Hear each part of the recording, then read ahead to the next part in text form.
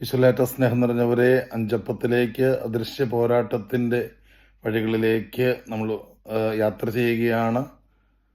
കുറച്ച് കൂട്ടുകാർ പല സ്ഥലങ്ങളിൽ നിന്ന് മെസ്സേജുകൾ അയക്കുന്നുണ്ട്, പല ഇതുമായി ബന്ധപ്പെട്ട കുറച്ച് കാര്യങ്ങൾ ചോദിക്കുന്നുണ്ട്. നമ്മൾ മുഴുവൻ വായിച്ചല്ല ഇതിൻ്റെ ഈ എപ്പിസോഡുകൾ കടന്നു പോവുക, എന്നാൽ പ്രധാനപ്പെട്ട ആശയങ്ങളെ മനനം ചെയ്ത് അതിനെ ധ്യാനിച്ചുകൊണ്ട് റിഫ്ലക്റ്റ് ചെയ്തുകൊണ്ട് പോകുവാനാണ് ഇപ്പോൾ കിട്ടുന്ന ഒരു ഉൾപ്രേരണ. പിന്നീട് പരിശുദ്ധാത്മാവ് പ്രകാരം നമ്മളെ നയിക്കുന്നു, അപ്രകാരം നമുക്ക് ചെയ്യുവാൻ സാധിക്കും. പ്രിയപ്പെട്ട ഒരു യഥാർത്ഥമായ ഒരു ആത്മീയ ജീവിതത്തിൻ്റെ ആഴങ്ങളെക്കുറിച്ചാണ് നമ്മൾ ഈ കഴിഞ്ഞ 2 എപ്പിസോഡുകളിൽ കണ്ടത്. ഭക്തിമാർഗ പ്രവേശിക എന്ന് പറയുന്ന ഫ്രാൻസിസ് ഡി സാലസിൻ്റെ വിശ്വപ്രസിദ്ധമായ പുസ്തകത്തിൽ അതിൻ്റെ ആമുഖ അധ്യായത്തിൽ തന്നെ പറയുന്ന ഒരു കാര്യം ഞാൻ വായിച്ചു കേൾപ്പിക്കട്ടെ. ഉപവാസത്തിൽ അതിതൽപരനായ ഒരാൾ തൻ്റെ ഹൃദയമാലിന്യത്തെ വകവയ്ക്കാതെ ഉപവസിക്കുന്നത് കൊണ്ട് മാത്രം ഭക്തനായി എന്നഭിമാനിക്കും. ഉപവാസഭംഗം ഭയന്ന് ശുദ്ധജലം പോലും അയാൾ അധരങ്ങളോട് അടുപ്പിക്കുകയില്ല.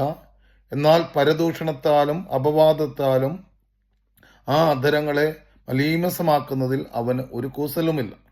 വേറൊരാൾ ധാരാളം ജപങ്ങൾ ഉരുവിടുന്നത് കൊണ്ട് ഭക്തനായി എന്ന് കരുതുന്നു. അടുത്ത നിമിഷം കോപാവിഷ്ടനായി ആ നാവ് കൊണ്ട് തന്നെ അന്യരുടെ മേൽ ശകാരവർഷം ചെയ്യുന്നതിന് അയാൾക്ക് യാതൊരു സങ്കോചവുമില്ല. മൂന്നാമതൊരു കൂട്ടർ പണപ്പെട്ടി തുറന്ന് സസന്തോഷം ദാനം ചെയ്യുമെങ്കിലും ഹൃദയം തുറന്ന് ശത്രുവിനോട് ക്ഷമിക്കുന്ന കാര്യത്തിൽ അനാസ്ഥ പ്രദർശിപ്പിക്കുന്നു. അപ്പോൾ നമ്മുടെ ആത്മീയ ജീവിതത്തിൽ അനേക ഭക്തകൃത്യങ്ങൾ ചെയ്യുമ്പോഴും അത് നമ്മുടെ സ്വഭാവവുമായി മനോഭാവങ്ങളുമായി ബന്ധമില്ലാത്തതിൻ്റെ പരാജയം. ഇങ്ങനെ നമ്മൾ വായിച്ചു അല്ലെങ്കിൽ നമ്മൾ ധ്യാനിച്ചു എന്ന് കരുതി നിരന്തരം പള്ളിയിൽ പോകുന്നവർ, ധാരാളം പ്രാർത്ഥിക്കുന്നവർ, ജപമാല ചൊല്ലുന്നവർ, അങ്ങനെ അതിൽ നിന്ന് പെട്ടെന്ന് ഉൾവലിയാനുള്ള ഒരു അപകടത്തിലേക്ക് നമ്മൾ ഒരിക്കലും ചാടരുത്. നമ്മൾ മലയാളത്തിൽ പറയുന്ന പോലെ ഒന്നെങ്കിൽ ആശാന്റെ നെഞ്ചത്ത് അല്ലെങ്കിൽ കളരിക്ക് പുറത്ത് എന്ന് പറയുന്നത് പോലെ ഇങ്ങനെ പ്രാർത്ഥിച്ചിട്ട് കാര്യമില്ല, ഉപവസിച്ചിട്ട് കാര്യമില്ല, അല്ലെങ്കിൽ ഭക്തകൃത്യങ്ങളിൽ ഏർപ്പെട്ടിട്ട് കാര്യമില്ല എന്നല്ല നമ്മൾ ചിന്തിക്കേണ്ടത്. മറിച്ച് അതിനെക്കുറിച്ച് ഈ നമ്മുടെ അദൃശ്യ പോരാട്ടത്തിൽ പറഞ്ഞു തരുന്ന മനോഹരമായ കാര്യം നമുക്കൊന്ന് കേൾക്കാം. ക്രൈസ്തവ ജീവിതത്തിൽ പൂർണ്ണത കൈവരിക്കുന്നതിനുള്ള മാർഗങ്ങളാണ് ഇവയൊക്കെ, ഫലപ്രദമായ മാർഗങ്ങൾ തന്നെ.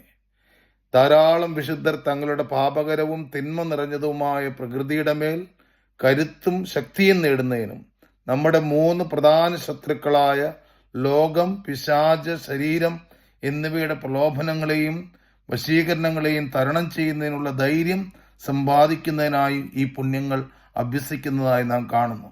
എല്ലാ ദൈവദാസന്മാരും, പ്രത്യേകിച്ച് ആത്മീയ ജീവിതത്തിൽ തുടക്കക്കാരായവർ, തങ്ങൾക്ക് ആവശ്യമുള്ള ആത്മീയ ശക്തി ഇവയിലൂടെ ആർജിക്കുന്നു.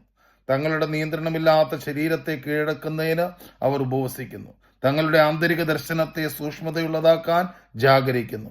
ഉറക്കത്തിലെ ആലസ്യം ഒഴിവാക്കാൻ വെറും തറയിൽ കിടക്കുന്നു. പരമപരിശുദ്ധനായ ദൈവത്തിനെതിരായി ഏറ്റവും നിസ്സാരമായ പ്രേരണ പോലും ഉണ്ടാകാതിരിക്കാൻ അവർ ഏകാന്തത തിരഞ്ഞെടുക്കുകയും തങ്ങളുടെ നാവിനെ ബന്ധിക്കുകയും ചെയ്യുന്നു.